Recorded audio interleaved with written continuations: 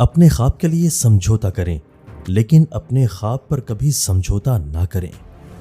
حکمت اور علم کے بغیر عقیدہ ہمدردی اور رواداری میں مکمل طور پر کمی والے تعصب پیدا کرتا ہے۔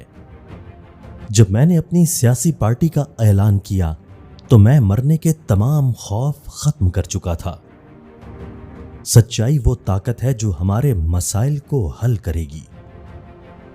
حضور صلی اللہ علیہ وآلہ وسلم نے لوگوں کی حیثیت سے قطع نظر ایک نظام عدل کا نفاذ کیا، پھر بھی پاکستان میں طاقتور آسانی سے بچ نکلتا ہے۔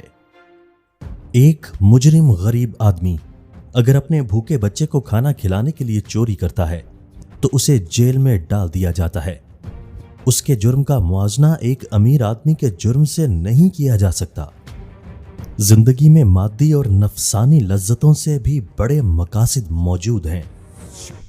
نسلی بنیادوں پر سیاست کا استعمال لوگوں کو نصیحت کرنے، اپنے مفادات کے لیے کیا جا رہا ہے۔ یہ قوم پرستی کے تصور کے خلاف ہے۔ ایمان ان تمام چیزوں کی حوصلہ افزائی کے بارے میں ہونا چاہیے جو انسان میں عمدہ ہیں۔